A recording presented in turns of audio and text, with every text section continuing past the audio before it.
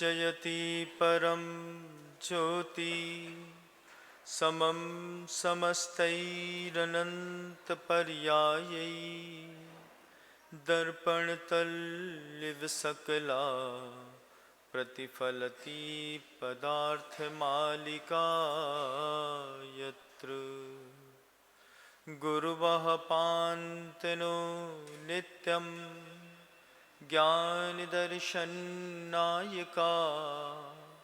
चारित्रार्णौ गंभीरा मोक्षमार्गोपदेशका।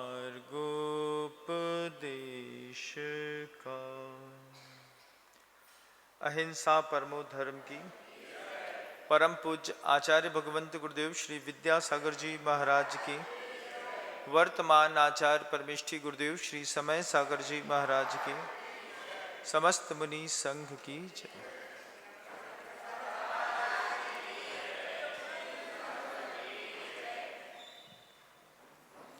प्रतिक्रमण ग्रंथत्रयी एक छोटा सा ग्रंथ है।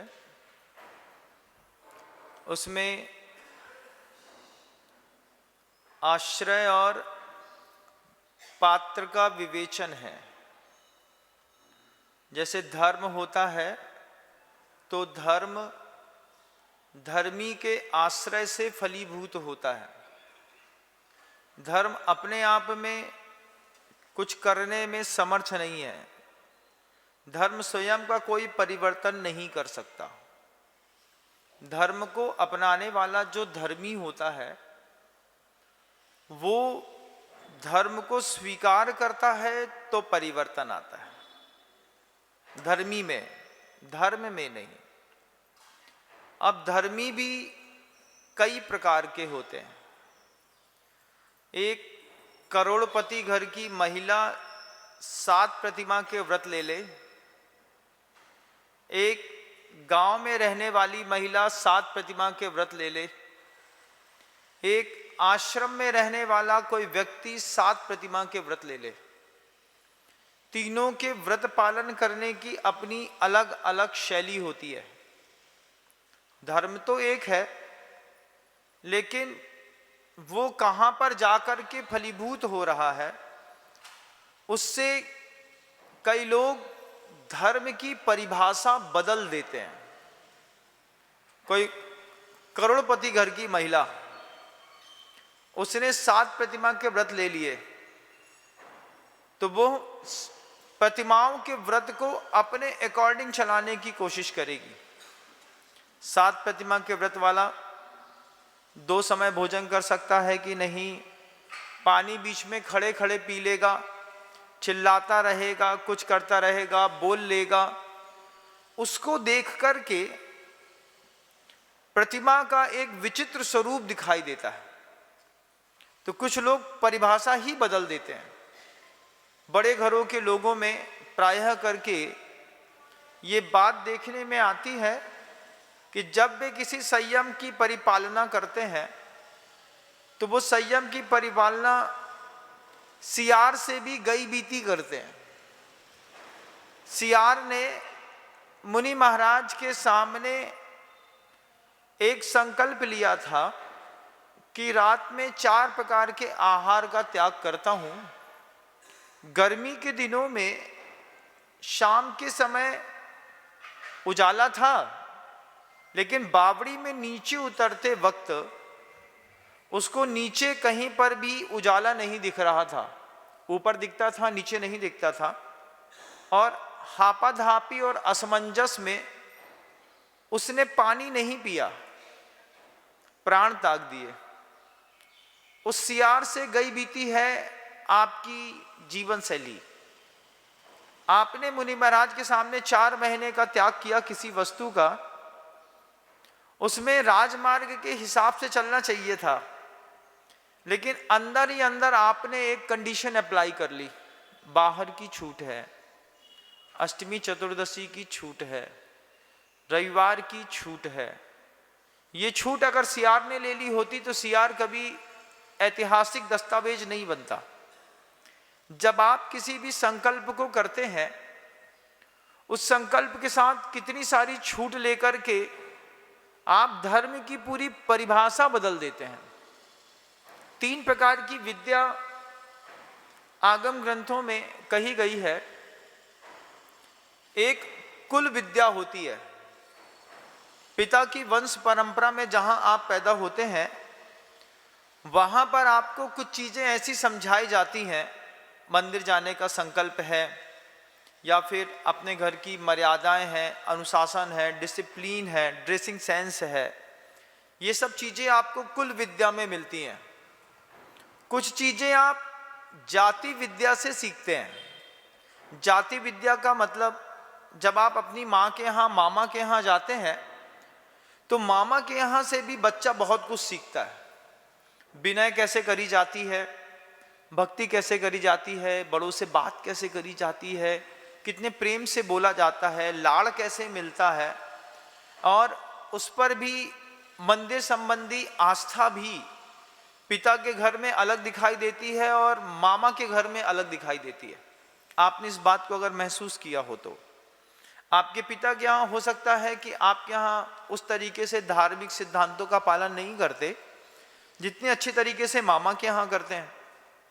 तो वो जो बच्चा है वो पिता के यहाँ से भी सीखता है, तो वो कुल विद्या कहलाती है। माँ के यहाँ पे जाकर के मामा पक्ष से जो विद्या लेकर के आता है उसको जाति विद्या कहते हैं। और एक तप विद्या होती है। तप की परिभाषा बदल दी आपने। तप हैं 12 प्रकार के: अनशन, अवमौदर्य, वृत्ति पर संख्यान, रस परित्याग, विविक्त संयासन और काय क्लेश।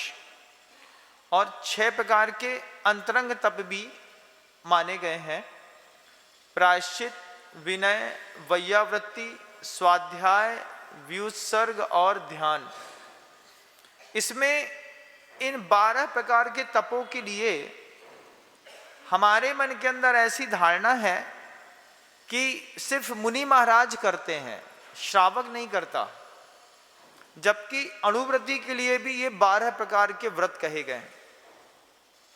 किसी ने 2 प्रतिमा का व्रत लिया है, 5 प्रतिमा का व्रत लिया है, वे भी अनशन, अवमौदर्य, वृत्ति पर संख्यान, रस परित्याग, विविक्त संयासन और काय क्लेश इनका अपने जीवन में प्रयोग करता है। वो प्रायश्चित, विनय, वैयावृत्ति, स्वाध्याय, व्युत्सर्ग और ध्यान इसका भी अपने जीवन में प्रयोग करता है। इससे विशेष प्रकार का पुण्य बंध होता है। वो विशेष प्रकार का पुण्य बंध मैं आपको दिखाना चाहता हूं। जैसे आपके जीवन में भी पुण्य तो बहुत है ना? आपके जीवन में अच्छा घर है, अच्छा मकान है, अच्छी पत्नी है, पुत्र है, परिवार में सारी अनुकूलताएं हैं, लेकिन उसके बाद भी विचित्र प्रकार के पुण्योदय रहते हैं। विचित्र पुण्योदय कैसा? जब सोच रहे हैं तब तो कुछ मिल नहीं रहा, जब कुछ भी नहीं सोच रहे होते हैं अचानक एक आदमी आएगा, दुकान के अंदर खड़ा होकर के बोलेगा हमको 500 मीटर लट्ठा चाहिए। अचानक आदमी सोचता है ये अचानक कहां से आ गया? विचित्र पुण्य का उदय। गृहस्थ के भी रहता है, साधु के भी रहता है। आचार्य जी के भी कई बार ऐसे विचित्र पुण्य का उदय रहता है कि समस्या में डालने वाले पुण्य के भी उदय आते हैं। महाराज ये शब्द तो पहली बार सुन रहे हैं कि पुण्य समस्या में डालने वाला। समस्या में डालने वाला पुण्य होता है, एक विचित्र पुण्य होता है, एक हीन पुण्य होता है। ये तीनों प्रकार के जो पुण्य है कि ये तो आपने है लेकिन अपनी मर्जी से किए, धर्म को स्वीकार किया, धर्म की कंडीशन बदल दी, तो आपको देख करके धर्म का अर्थ बदल गया। 7 प्रतिमाधारी कोई महिला अगर कोसा की साड़ी पहन करके या फिर और कोई महंगी साड़ी, महंगे कॉस्ट्यूम में पहन करके किसी पार्टी में रात को 8:30 बजे खड़ी दिख जाए और उसका कोई परिचय दिलाने वाला बोले कि इनकी 7 प्रतिमा के व्रत हैं, तो फिर सामने वाला पूछता है दिख कहां से रहे हैं? व्रत तो हैं, आपके व्रत दिख कहां से रहे हैं? न चेहरे से दिख रहे हैं, न आपके कपड़े से दिख रहे हैं, न आपके सैंडल से दिख रहे हैं, ना आपकी डाई किए हुए कलर से बालों से दिख रहे हैं, ना आपके बोलने के स्टाइल से दिख रहे हैं, ना आपकी उस समय पर वहां पर खड़े होने से दिख रहे हैं। इसने क्या किया, 7 प्रतिमाधारी वाले ने, जो भी ऐसे लोग हैं, क्योंकि दुनिया में सारे प्रकार के लोग हैं, तो उन्होंने धर्म की एक नई परिभाषा रख दी। वो परिभाषा बदल गई, वो परिभाषा बदल करके एक नई प्रस्तुतिकरण किया। जब पहली बार भट्टारक विदेश गए प्लेन के माध्यम से, और वहां पर एक सेमिनार था, उस सेमिनार में उन्होंने पूछा गया कि हमने तो सुना था कि भारत में दिगंबर जैन साधु रहते हैं जो पीछे कमंडल धारते हैं। उन्होंने कहा हम उनकी परंपरा के अंतिम साधु हैं। ये शब्द कहकर के विदेशों में उन्होंने धर्म की एक नई परिभाषा लिख दी। जब ऐसा गुरुवर ने हम लोगों को बताया और जैन गजट में ये शब्द छपे, तो वो एक ऐसा इतिहास बना कि आपके माध्यम से कहीं आपके धर्म की परिभाषा बदल तो नहीं दी जाती। 7 प्रतिमाधारी का श्रृंगार कैसा होगा, ये भी एक विचार का विषय रखिएगा अपने दिमाग में बीच में। क्या 7 प्रतिमा वाला डाई कर सकता है, स्पा ले सकता है?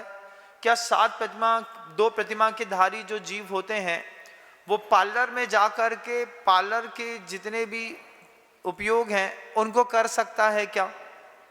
पूछना पड़ेगा, क्योंकि प्रतिमा को ग्रहण करने से पहले उसका एक संकल्प था।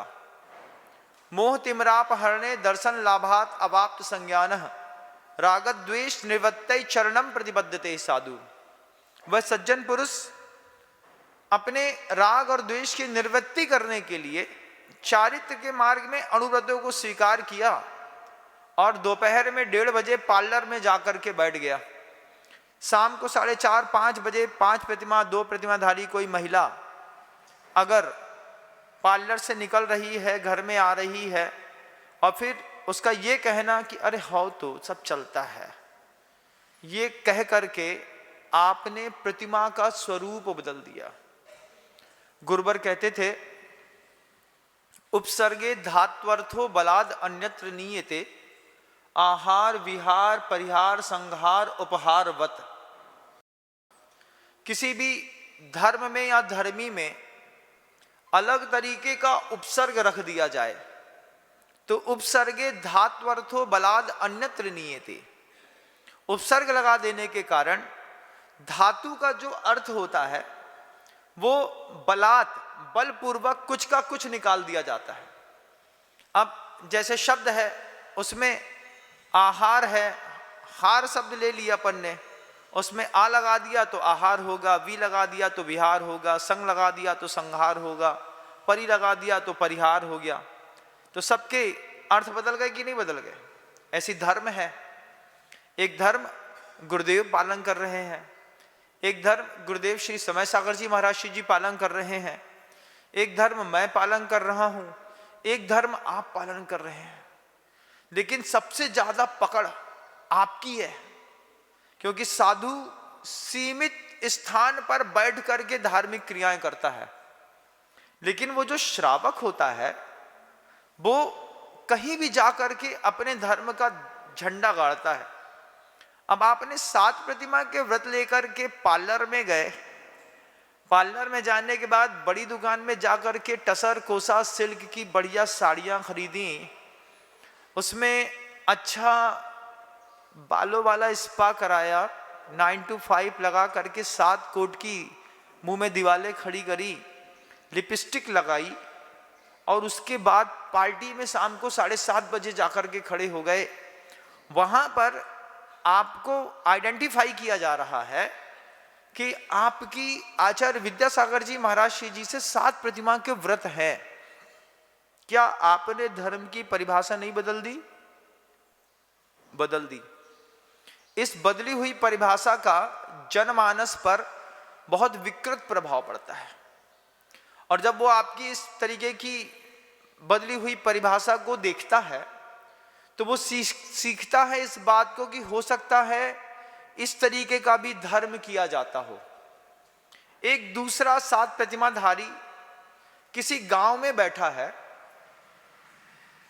उसने सप्तमी के दिन एकासन किया है, अष्टमी का उपवास है, नवमी के दिन उसने नहा धोकर के सबसे पहले भगवान की दर्शन पूजन इत्यादि किया। उसके बाद मुनिराज को आहार दान दिया। उसके बाद उसके साथ घटना घट गई कि महाराज को आहार दान देते देते 12 में 5 कम हो गए। तब उसको भूख तो लगी थी, प्यास लगी थी, लेकिन उसकी भी सामायिक का समय हो गया, तो पहले उसने सामायिक करी, उसके बाद उसने खुद के भोजन किए।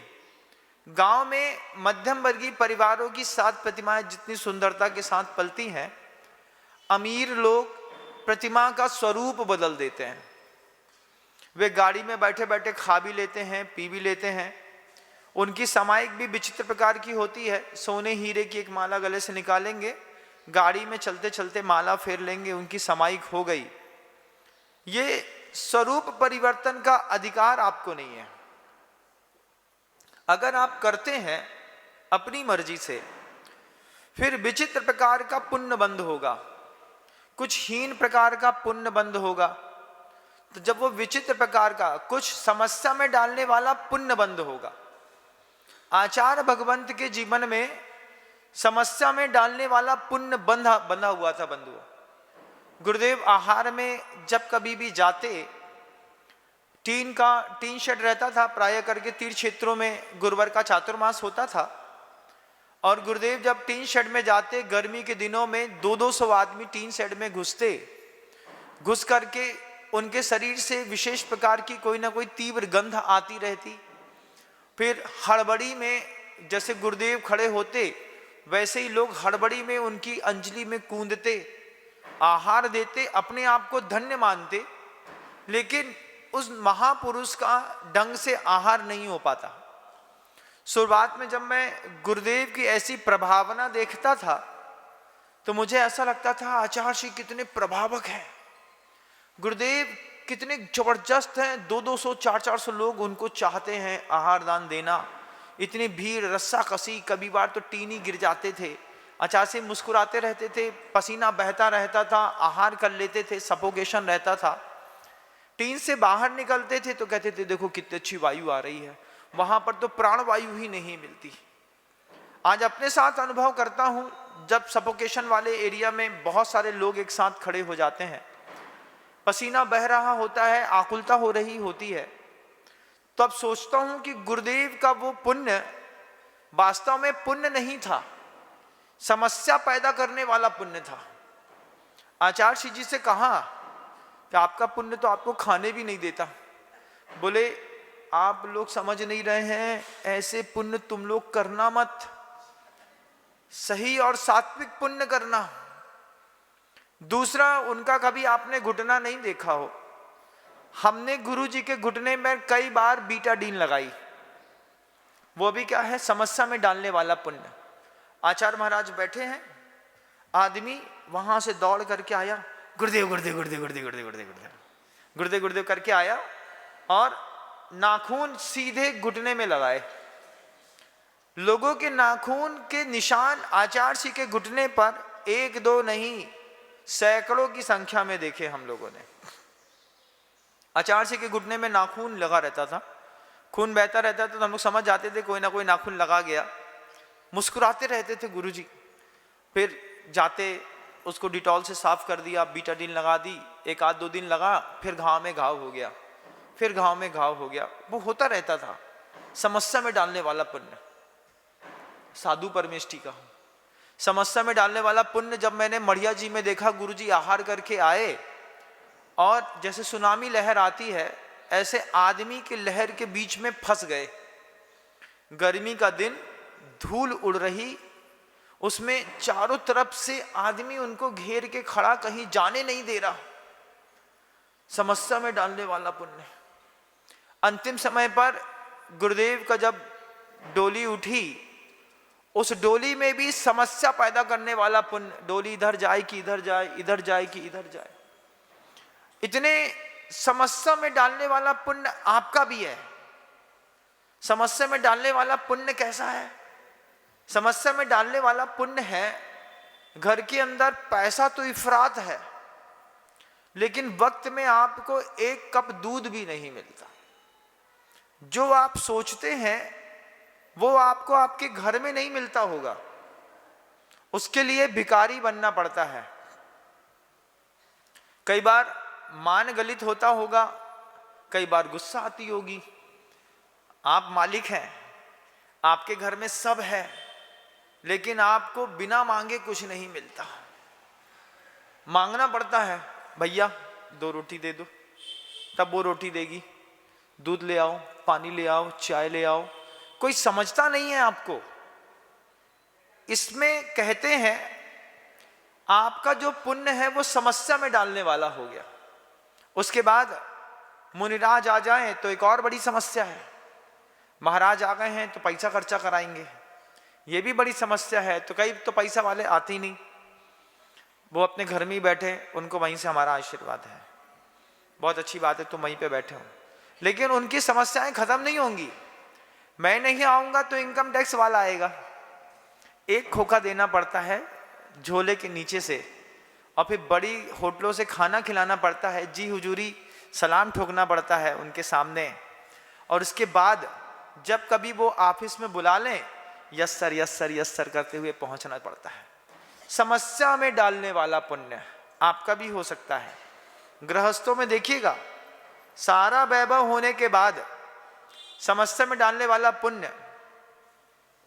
सुबह जाना था घूमने के लिए कहीं पर यात्रा में, रात में ड्राइवर भी बुला लिया, गाड़ी भी बिल्कुल सही थी। अचानक देखा कि रात भर में चूहा ड्राइवर वो गाड़ी की वायरिंग काट गए। अब गाड़ी स्टार्ट नहीं हो रही,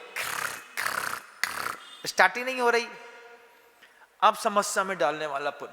चिड़चिड़ होती कि नहीं होती? उस वक्त होती है ना, बड़ी तेज वाली चिड़चिड़ होती है।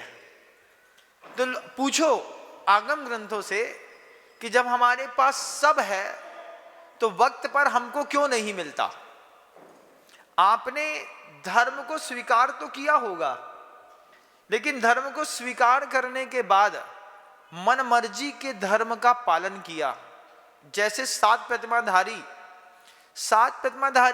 अपने बाल में डाई नहीं लगा सकता, ध्यान रखिएगा। आचार्य समंत स्वामी ने कह दिया है, नैसर्गिक सुख के साथ आपको जीवन जीना है। अरे महाराज बहुत बुरा लगता है, लोग बोलते हैं बुढ़े हो गए। लोग बोलते हैं बुढ़े हो गए कि वास्तव में हो गए? हो गए तो हो गए। नैसर्गिक जीवन जीने में आपत्ति क्या है? इसी के लिए तो आपने संयम ग्रहण किया था, अनुव्रत स्वीकार किए थे। अब अनुव्रत स्वीकार करने के बाद थोड़े से बाल यहाँ के सफेद दिखे, वो जीवन भर दिखते रहेंगे। जितनी बार आप काला करोगे उतनी बार वो सफेद होंगे, लेकिन एक बार काला करना छोड़ दोगे तो भी दोबारा कभी सफेद नहीं होंगे, क्योंकि जो है तो है, उसमें तो नेचर है। लेकिन 7 प्रतिमाधारी प्रतिमाओं के व्रत आचार्यों से संकल्पित होने के बाद अगर पार्लर जाता है, आईब्रो बनवाता है, अपर लिप्स बनवाता है, ऊपर के पूरे बाल काले कराता है और दुनिया भर की लीपा पोती कराता है, और उसके बाद रात में किसी पार्टी में जाकर के खड़ा हो जाता है महंगे कपड़े पहन करके, पुरुष हो या स्त्री, कोई भी 2 में से एक कोई भी हो सकता है। तो उसके बाद उसने धर्म की परिभाषा बदल दी, पुण्य का संचय किया, लेकिन विचित्र प्रकार के पुण्य का। अचानक उदय में आने वाला पुण्य अलग है, हीन पुण्य अलग है, और समस्या में डालने वाला पुण्य अलग है। अचानक उदय में आने वाला पुण्य बिल्कुल अलग है। अचानक उदय में आ गया, अपॉर्चुनिटी, बैठे थे, बैठे बैठे पता चला आचार्य जी के पास एक आदमी आ गया, गुरुदेव हमारी भावना है, हमारा भी ऐसा विचित्र प्रकार का अचानक उदय में आने वाला पुण्य। हम कालानी नगर इंदौर में बैठे थे बंधुओं, इंदौर में बैठे थे कालानी नगर में, और स्मृति नगर में एक बादशाह रहता है जैन समाज का, नाम है राजेश। वो लगातार देवशास्त्र गुरु की सेवा में लगा रहता है। वो अचानक हमारे पास आया, मैं उसके पास गया नहीं, क्योंकि उदार सागर जी महाराज श्री जी का चातुर्मास वो लगातार करा रहे थे। मैंने सुना, बोला एक ही आदमी पूरा संघ संभाल रहा है। आरिकाएं आई तो वो 50-50 आरिकाओं को संभाल रहे थे। 40 साधु आए तो 30-40 साधु को संभाला। मैंने उससे कुछ नहीं कहा। कालानी नगर में जब मैं बैठा था, वो अचानक मेरे पास आया। मेरे पास आकर के मुझसे कहता है, मुझे रेवती रेंज के लिए 11 करोड़ रुपए दान देना है। हमने उससे कहा, हमने तो पहले ऊपर देखा, हमने कहा ये तुम कौन, हम कौन, कहां से आए, कैसे आए? हम राजेश महाराज श्री। हमने कहा गजब बात है, हमारे पास क्यों आए? बोले महाराज श्री बहुत दिनों से आपके पास आना चाहता था लेकिन आ नहीं पा रहा था, बहुत व्यस्तता थी। महाराज जी का चातुर्मास करा रहा था, फिर 550 किलोमीटर उनका विहार कराया, परिवार में लगातार चौका लगाया, सब कुछ हुआ। हम कालानी नगर से उसके घर में आहार के लिए गए। उसने पहले हमसे ये बात कर ली, उसके बाद गया मैं उसके घर में। उसके घर में जाकर के देखा तो पत्नी, महिला, माँ, बहन, भाई, जीजा, साले सब साधु सेवा में लगे हुए हैं। वापिस लौट करके बोलता है 11 करोड़ रुपए की राशि देनी है, 10 साल में मैं धीरे धीरे 11 करोड़ रुपए दे दूंगा, हर साल 1 करोड़ रुपए दूंगा। मेरा बच्चा अमेरिका में रहता है, बड़ी कंपनी में जॉब करता है, पैसे की कोई कमी नहीं है, ना यहाँ ना वहाँ। हमने कमेटी के लोगों के बीच में बुलवा करके उसको कहा कि आप यही बात कमेटी के बीच में कह दीजिए। उसने कमेटी के बीच में वही बात कही कि मैं महाराज जी से जुड़ नहीं पाया 4-5-6 महीने में, लेकिन मुझे रेवती रेंज के लिए करना है, आप आशीर्वाद दीजिए। हमने कहा आप लोग सुन लीजिए बहुत अच्छे से क्या कह रहे हैं। जब उनकी और कमेटी की बात हो गई, तब मैंने कमेटी के लोगों को कहा, इसको कहते हैं असमय में उत्पन्न होने वाला पुण्य। असमय में हमने मांगा नहीं, हमने सोचा नहीं, हमारे पास चीज मिल गई। आपने भी सोचा नहीं, आपके पास साधु मिल गए। आपने सोचा नहीं, साधु आपके हाथ से चले भी गए। महाराज हमने तो सोचा था कि आप यहीं रहेंगे। असमय में उत्पन्न होने वाला पुण्य आपकी विचार की शक्ति से बिल्कुल अलग। आपने अनएक्सपेक्टेड थे कि हमारा चातुर्मास यहाँ होगा, आपको हमारा चातुर्मास मिल गया। अब मिल गया असमय में उत्पन्न होने वाला पुण्य। अब असमय में कोई निकल जाए यहां से तो महाराज चतुर्मास के बीच में तो कोई जाता नहीं। हमने जब चतुर्मास की स्थापना करी थी तभी कह दिया था, बागीदौरा को केंद्र में रख करके 20 किलोमीटर के डाइस एरिया में मैं चातुर्मास कर रहा हूं। इस 20 किलोमीटर के डाइस एरिया में कोई भी समाज पड़ेगी, उस समाज में हम अपने संघ की अनुकूलता देख करके कभी भी जा सकते हैं। अब ये महाराज क्या है, पड़ोसी का असमय में उत्पन्न हुआ पुण्य। बगल वाला गांव वाला होगा, नौगमा वाला होंगे, कलिंजरा वाले होंगे, बरोदिया वाले होंगे, इस तरफ और कौन से 3-4 घर गांव और हैं। उनने सोचा नहीं कि विनम्र सागर जी वहां पहुंच जाएंगे। अचानक पता चला, सुबह हमने उठाई कमंडल बिछी चल दिए, पता चला आहारचर्या नौगमा में हो गई। वो बोलते हैं असमय में उत्पन्न हुआ पुण्य। ऐसे असमय में पुण्य भी उत्पन्न होता है और असमय में पाप भी उत्पन्न होता है। कारण क्या है, मर्जी का आपने धर्म किया है। तो एक वो व्यक्ति होते हैं जो धर्म की परिभाषा बदल देते हैं। आपने कभी धर्म की परिभाषा बदली हो तो सोचिएगा, विचार करिएगा। एक वो होते हैं जो धर्म के साथ साथ बराबर से चलते हैं। जैसा सिद्धांत में कहा है, जैसा आचार्यों ने कहा है, हमने बिल्कुल वैसा ही जीवन जिया तो संतुलित पुण्य मिलेगा, पूरा जीवन निरोगी काया मिलेगी, वैमानिक देव बनने मिलेगा, रिद्धिधारी देव बनने मिलेगा, वहां पर पल्यों की आयु मिलेगी। अणुवृद्धि की बात कर रहा हूं, महावृद्धि तो बहुत ऊंची चीज होते हैं।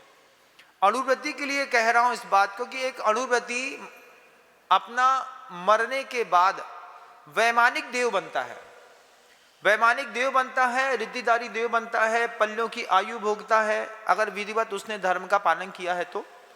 उसके बाद मर करके यहां पर वहां पर उसका पुण्य खत्म नहीं होता, अणुव्रतों का पुण्य खत्म नहीं होता। देवों की पर्याय में नीचे आकर के देवेंद्र चक्र महिमान ममेयमानम राजेंद्र चक्र मवनीन्द्र सिनोर्चनीयम धर्मेंद्र चक्र मधुरीकृत सर्वलोके लब्ध्वा शिवम चरुपैति शिवम भव्या। आचार्य संबंधपद गुरुदेव कहते हैं यहाँ पर आकर के बलदेव है, वासुदेव है, चक्रवर्ती है, तीर्थंकर है, कामदेव है, 169 महापुरुषों में किसी न किसी महापुरुषों में भी उसका जन्म होता है अगर आगम के हिसाब से चलता है तो। कुछ लोग होते हैं वो धर्म में भी धर्म को और विशेष कर देते हैं, जिसके लिए मैंने हमेशा उदाहरण दिया है 10 प्रतिमाधारी नरेश भाई जी परिवार का। जयसुख भाई नरेश भाई परिवार बंबई में रहते हैं। इन्होंने भी प्रतिमाओं के व्रत लिए, लेकिन इनके प्रतिमा के व्रत लेने पर प्रतिमा के व्रतों में विशेषताएं आ गईं। शुद्ध दूध समय पर, सात्विक विचार शैली, संयमित जीवन, कसाय रहित जीवन, समय पर प्रतिक्रमण, समय पर सामायिक, समय पर उपवास, प्रोषद, स्नान, महाव्रत, परिग्रह व्रत की अपनी एक नवीनतम परिभाषाएं उन्होंने लिखी। गुरुजी उनको संवाद में सिखा रहे थे। आचार्य श्री जी ने कहा, एक बार उपदेश दिया नेमावर में गुरुदेव ने। ये सारे के सारे स्थानकवासी श्वेतांबर संप्रदाय में इनका जन्म हुआ और करीब 140 लोगों ने एक साथ आचार्य श्री से प्रभावित होकर के प्रतिमाओं के व्रत लेकर के दिगंबर जैन शासन धर्म का पालन जीवन पर्यंत किया। साथ ही साथ संलेखना लेकर के 10-10 प्रतिमा के व्रत लेकर के खजुराहो से अगली पर्याय की यात्रा में भी निकल गए।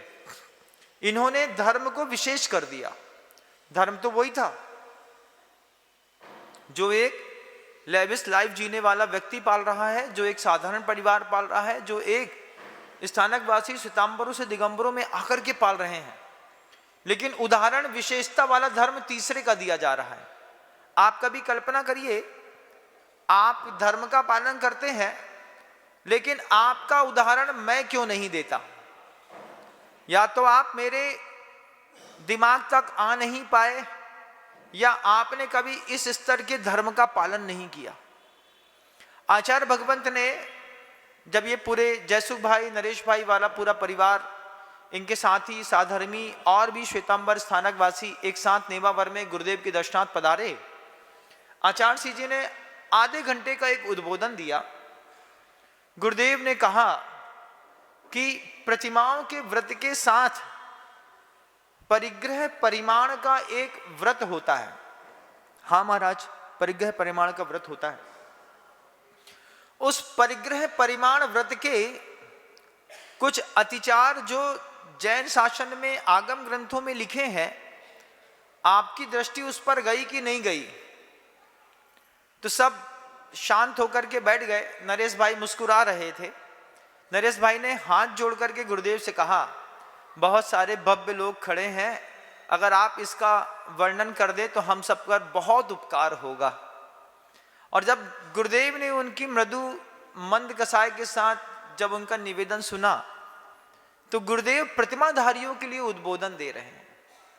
अतिवाहनाति संग्रह, अतिवाहन, अति संग्रह, अति विस्मय, अति लोभ, और अंत में एक शब्द और है अति भार वहन। ये परिग्रह परिमाण व्रत के 5 अतिचार हैं। परिग्रह को देख करके अति विस्मय पैदा होना। 7 प्रतिमाधारी करोड़पति घर में रहता है, बार बार घर को देखे, क्या गजब का बना है, उस घर को देखे या अपने इस घर को देखे। ये भी एक घर है ना, इसके अंदर धर्मी रहता है, धर्मी के अंदर धर्म रहता है। तो प्रतिमाधारी के लिए कहा कि बार बार अपने भवन को देखे या अपने शरीर रूपी भवन को आईने में बार बार देखे, ये उसके परिग्रह परिमाण व्रत का अतिचार है। आप कभी ऐसा विचार भी नहीं कर सकते।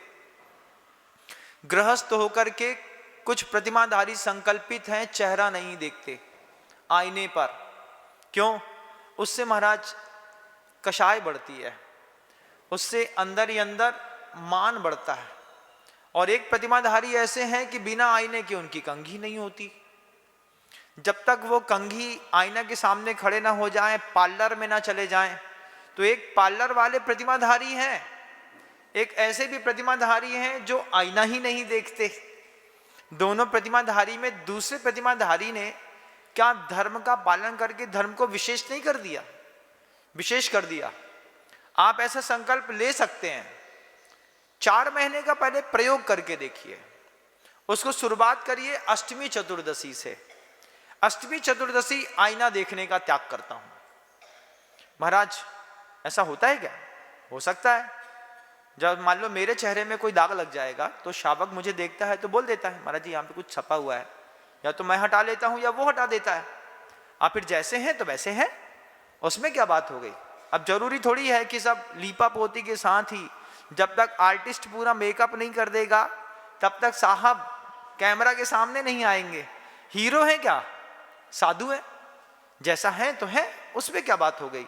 ऐसा व्रती भी सोच सकता है, व्रती सोच सकता है ना ऐसा कि भैया जो है तो है, जब तक संसार में रहना था रह लिया। जब प्रतिमा के व्रत लिए तो फिर काहे का पार्लर, काहे की सोच। उनको समझाया कि अति लोभ के कारण अपने भवन का निरीक्षण करना और अपने इस भवन को भी अति तृषा, अति विस्मय, अति लोभ के साथ सहलाना, पुचकारना, उसको पोषित करना, ये परिग्रह परिमाण व्रत का अतिचार है। महाराज तो क्या परिग्रह परिमाण व्रत धारा जो 7वीं प्रतिमाधारी है और उसने परिग्रह परिमाण का व्रत भी लिया, 2 प्रतिमाधारी भी परिग्रह परिमाण का व्रत ले सकता है, ऐसा नहीं कि उसमें 7 प्रतिमा ही चाहिए। तो क्या वो अपने शरीर का पोषण नहीं करता? पोषण तो करता है।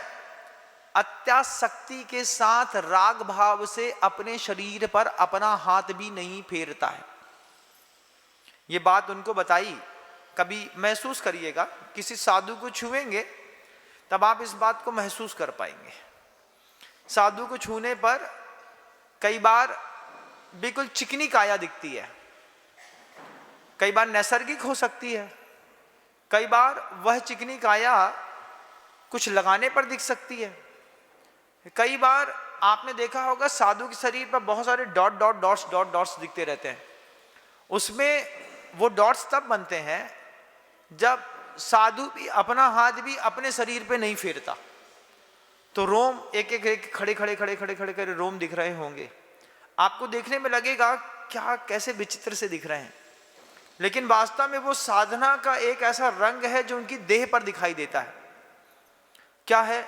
अपना हाथ भी अपने शरीर पे नहीं फेरने का संकल्प लेने वाले साधु भी मिलेंगे। आप गुरुदेव के संग में जाइएगा, जहां पर साधु पुछवाने का त्याग करने के संकल्प के साथ चतुर्मास करते हैं। बारिश में नैपकिन से नहीं पुछवाने का नियम ले लिया साधु परमेष्टियों ने। बारिश में भींग करके आए, अब वो खड़े हैं एक जगह, अब धीरे धीरे धीरे करके सूख जाएगा। जब वो पानी सूखता है ना धीरे धीरे, तो जब भी आपने कहीं पे दीवार पे पानी फेंको तो उसमें निशान बनते हैं। ऐसे शरीर पे भी अगर पानी अपनी स्थिति पे सूखता है तो निशान भी बनते हैं। अजीब तरीके की ईचिंग होती है और फंगस लग जाती है। ऐसा भी साधना का एक आकार होता है। बता देता हूं, कभी किसी साधु का शरीर देखिएगा तो उसमें उसकी साधना के बॉडी मार्क भी देखिएगा, वो भी उसके शरीर में दिखाई देते हैं। तो गुरुदेव कहते हैं अपने ही शरीर को अति आसक्ति के साथ बार बार हाथ फेरने पर भी आपके व्रतों में अतिचार लगते हैं। अतिवाहन बड़े असामी हैं, मालिक ने ही 7 प्रतिमा 2 प्रतिमा का व्रत लिया हुआ है, और उसमें भी वे जो हैं वे BMW की लाइन लगा करके 10, 12, 15 खड़ी हैं। उनके कई प्लाट हैं, कई कारखाने हैं, कई फैक्ट्रियां हैं। तो गुरुजी कहते हैं जितना संभाल सकते हो सिर्फ उतना रखो अपने पास, जितना संभाल सकते हो उतना। 5 खेत है, 50 एकड़ की खेती है, अब उसी खेती पर मान लो कोई दारू पी रहा है और आपके अधिकार पे है। गंभीरता से गौर करिएगा इस बात को। खेत आपका है, 7 प्रतिमाधारी का एक खेत है, उसमें कुछ लोग जाकर के दारू पी रहे हैं, वैश्यागमन कर रहे हैं, परस्त्री गमन कर रहे हैं, मांस खा रहे हैं, उसमें भी प्रतिमाधारी को दोष लगता है। आपने ऐसी जगह, आपने ऐसी खेती अपने नाम पे क्यों रखी? आप उसका त्याग कर देते। अब इससे आपके पुण्य के अतिशय खत्म होते हैं। महाराज जी ये तो बहुत लंबी चौड़ा हो गया, लंबा चौड़ा नहीं हो गया, यथार्थ हो गया, क्योंकि विचित्र पुण्य, हीन पुण्य और असमय में उत्पन्न होने वाले पुण्य बंध से बंधे हुए लोग हैं आप लोग। आप अपने इन 3 पुण्यों में से कौन से पुण्य के मालिक हैं? विचित्र पुण्य के? नहीं महाराज, हम तो 3 साल से रोज दुकान में बैठते हैं, एक भी ग्राहकी जैसा आप बोल रहे हैं ऐसा नहीं आया। ग्राहकी आया एक नारियल खरीदने आया, उस पर भी हमने उससे कहा कि भैया 20 रुपए का है, बोहनी अच्छी हो जाए। अठन्नी बस्ती थी उसमें भी वो कहता है 18 का नहीं पड़ेगा, 20 तो बहुत महंगा है। माथा कूट लो। सुबह सुबह पहला ग्राहकी मोल भाव करे, मूलधन से अठन्नी कम दे जाए, बुरा लगता है कि नहीं लगता है? महाराज कौन से पुण्य के धारी हैं आप? पुण्य तो है हीन पुण्य। दिन भर मेहनत करी, 1 महीने मेहनत करी, पता चला 70,000 का माल नहीं बेच पाए। बिजली का, आदमी का, दुकान का खर्चा, मेंटेनेंस, सब झाड़ू पोछा देखें तो गांठ का निकल गया। हीन पुण्य। लोग कहते हैं अरे यार तुम्हारी दुकान तो बड़ी गजब की है। दुकान का मालिक कहता है भैया गजब की दिख रही है, चल कछू भी नहीं रही है, जैसे प्लास्टिक की गाड़ी के जैसी दुकान। हीन पुण्य। तुमने अपनी मर्जी का धर्म किया, हीन पुण्य का बंद कर लिया। ये विचित्र स्थितियां आचार्य जी जब हम लोगों को बताते थे, अपने खुद का तो चिंतन इतना निकाल नहीं सकता मैं, गुरुजी बताते रहते थे, सुनता रहता था। उन्होंने सबको समझाया अति वाहन, अति परिग्रह संयमी के पास नहीं होना चाहिए। प्रतिमाधारी का संयम निश्चित होता है, उसमें भी वो ताहू में ग्रह, ग्राम, गली, बाग, बजारा निश्चित करते हैं ना। प्रतिमाधारी है, अष्टमी के दिन नियम ले लेते हैं, आज उपवास है, अष्टमी है, आज हम इस कमरे से ही बाहर नहीं जाएंगे, तो उसे कमरे का नियम लेकर के उस कमरे में दिन भर निकाल देता है। इस तरीके से भी वो कर्म की निर्जरा करता है, सातिशय पुण्य का बंध करता है। जो देवों की पर्याय में वैमानिक देव या महर्दिक जाति का देव बनाता है, वहां पर भी पुण्य खत्म नहीं होता, नीचे आता है तो फिर यहां पर फिर महापुरुषों में उसकी गिनती होती है। ऐसा भी पुण्य होता है। आप संचित करना चाहें, आचार्य जी कहते थे पुण्य बंध के लिए जरूरी नहीं है कि आप मुनि ही बनेंगे, नीचे रह करके भी आप पुण्य बंद कर सकते हैं। 2 प्रतिमाधारी भी सातिशय पुण्य का बंद कर सकता है। आप सबके भी पुण्य के विचित्र बंध हैं, हमारे भी विचित्र प्रकार के पुण्य के बंध हैं। हमको भी चीजें मिलती हैं, कई बार असमय में मिल जाती हैं, कई बार मन से इच्छा खत्म हो जाती है तब मिल जाती है। रेवती रेंज के मामले में ऐसे ही हुआ मेरे साथ। जब मेरे मन से इच्छा खत्म हो गई कि अब मुझे और कलेक्शन नहीं करना है, इतना ही पहले कमेटी संभाल ले फिर बाद में देखूंगा, तब अपने आप पुण्यात्मा हमारे पास आते रहे। अपने आप हम भगवान से कहते थे हम परेशान हो गए अभी इस काम को करते करते, भगवान बंद करो। जब खूब इरिटेट हो गया मैं पैसे से, तब मैंने चला करके इंदौर छोड़ दिया, चला करके। और लेकिन वो बस वही पुण्य की बात है। कुछ देर बाद जैसे ही 25-50 किलोमीटर सफर तय हुआ, एक नया काम मिल गया।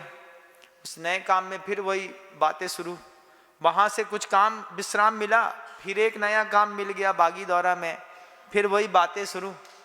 लेकिन विचित्र पुण्य, असमय में उत्पन्न वाला पुण्य, हीन पुण्य, इससे दुनिया भरी पड़ी है। कारण बस एक है, अपनी मर्जी के धर्मात्मा है हम। जो हमको पसंद आएगा वो हम करेंगे, जो नहीं पसंद आएगा वो नहीं करेंगे। कोई भी आगम ग्रंथों में विधान की विधि होती है, उसमें मैंने भक्तांबा स्तोत्र के विधान की विधि 96 दिन की लोगों को बताई। कई माँ बहनें आकर के नियम ले गई, फिर बाद में 50 दिन बाद आकर बोलते महाराज श्री वो क्या था, आपने नमक का त्याग दिया था, हमने उसको बदल करके शक्कर का कर दिया। बिल्कुल वैसे ही हो गया कि हमने आपको दिया था ग्लाइकोडिन की दवा पीने के लिए और आपने अपने बच्चे को ब्रांडी पिला दी। अब हमारे महाराज जी हमारे व्रत माने जाएंगे ना, अब हम क्या बोले बताओ। उससे कहें कि तुमने गड़बड़ कर दी तो उसका मन टूट जाएगा। उसकी हाँ में हाँ मिला दें और उसको कोई बागा की सिद्धि ना हो तो भी उसका मन टूट जाएगा। तो हमने कही तुम्हारी मर्जी, तुमको जैसा समझ में आए सो करो। आप भी अगर उसमें शामिल हैं अपनी मर्जी का धर्म करने वालों में से, तो आचार्य कह रहे हैं आगम की दृष्टि से थोड़ा ही सही लेकिन पालन करके देखिए। उस सियार से प्रेरणा लीजिए। जब साधु के समय उसने संकल्प लिया था तो उसने उसमें कोई कंडीशन अप्लाई नहीं करी थी। आपने अपने धर्म में जो कंडीशन अप्लाई आप अपने आप कर लेते हैं। महाराज जी ने चौके में नियम दिया रात्रि भोजन का त्याग, आपने खुद बोल दिया शाम को 8 बजे के बाद का। बोले क्या हुआ? महाराज जी त्याग करा रहे थे। हमने तो अंदर ही अंदर बोल दिया अपने आप ही 8 बजे का त्याग, 8 बजे के बाद का, 8 बजे तक तो खाएंगे, इसके पहले नहीं छोड़ सकते। अब ये क्या हो गया? ये क्या वो नहीं है गिरगिट जैसी लाइफ है क्या? अगर ऐसा कुछ है तो आपका हीन पुण्य हमेशा बना रहेगा। आपके घर के अंदर हर चीज होगी, वक्त पे नहीं मिलेगी, वक्त पे भोजन नहीं मिलेगा, वक्त पे निद्रा नहीं मिलेगी, वक्त पे आपको प्रेम नहीं मिलेगा, वक्त पे प्रशंसा नहीं मिलेगी। वे बब्बा घर के अंदर दादा होते हैं ना, वे दिन भर चिल्लाते रहते हैं, कहाँ चाय चाय करते रहते हैं, खाना दो पीना दो, ये करो वो करो। हम परेशान, पत्नी परेशान, लड़के परेशान, बच्चे परेशान। परेशानी है कब तक है? जब तक वो व्यक्ति घर में रहेगा। मरबे के बाद बब्बा के नाम की तेरही ऐसी शानदार करी कि लोग बोलते हैं रिसेप्शन इतना जबरदस्त नहीं था जितनी अच्छी तुमने तेरही करी। भाई बब्बा ऊपर से देखेंगे तो क्या बोलेंगे? बोलेंगे मैं इनसे मांगता था तो मुझे देते नहीं थे और अब मेरे नाम की तेरही मिलकर के पूरी दुनिया खा रही है। आपका कौन सा पुण्य है तय करिएगा। शब्दों को विराम देता हूं। गुरुदेव श्री विद्यासागर जी महाराज की। जा वाणी के ज्ञान से सूझे लोकालोक, सो वाणी मस्तक नमो सदा देत हूँ धो। हे जिनवाणी भारती तो है जपो दिन रैन, जो तेरी शरणा गहे सो पावे सुचैन।